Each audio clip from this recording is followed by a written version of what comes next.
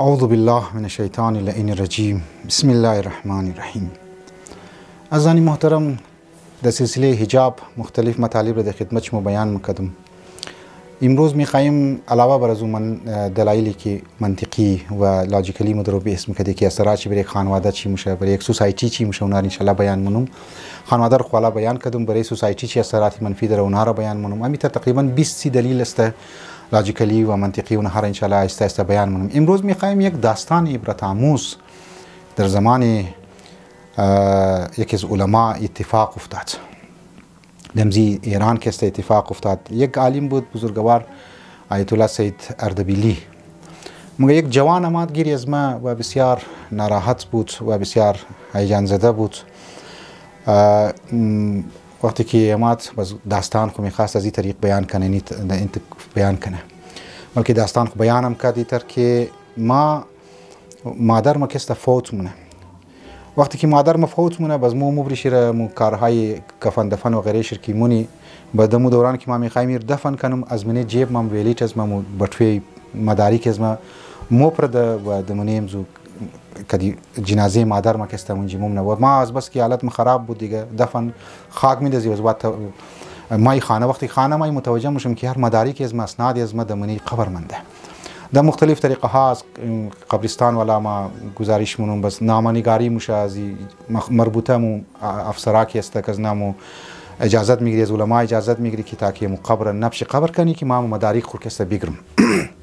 خلاصه میگه وقتی که ما اجازت میلاو میشه مامور مو عالم مو جایی که تو احتمال داره که مدارک پرده امو علاقه فقط کسته تو نبش قبر کو یعنی کنده کوشیر بس مدارک خبر کوشیر.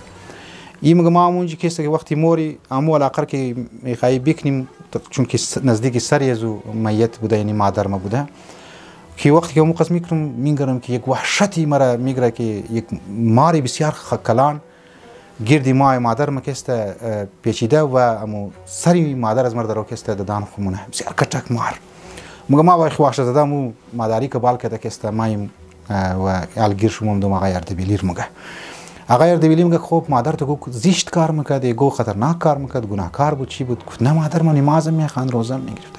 لیکن وقت معمولا ما از ریزگی تا آخر میگردیم که پدر ما کسته مادر ما همیشه مورد نفرین قرار میداد، این لعن میکرد. خدا تو لعنت کنه، خدا تو لعنت کنه. گفت چرا لعنت مادر بابیت گفت که مادر تو مورد نفرین قرار میداد یعنی لعنت کنه لعنت کنه. گفت مادر ما یک عادت داشت که مرتکوی نامحرم بغیر کدام حجاب و بغیر کدام چادر روابط برقرار میکرد. گپ میزد، خنده میکرد، مزاح میکرد که بچه تعتیق و بچه خالیق و مختلف گپ‌ها کسته میزد. مختلف گپ‌ها میزد.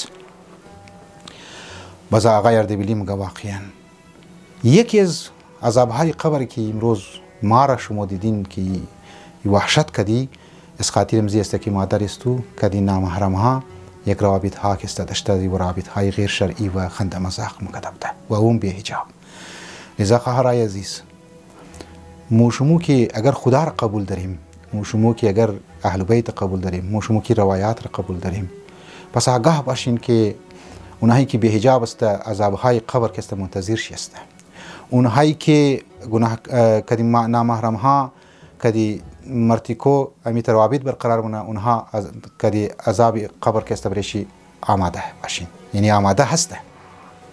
نمونی روزی در عالم برزخ هر بدنی سه روایت است، هر بدنی زنی سه چی که گر معلوم شونه کدوم زو حصه چی است آویزان میشنه.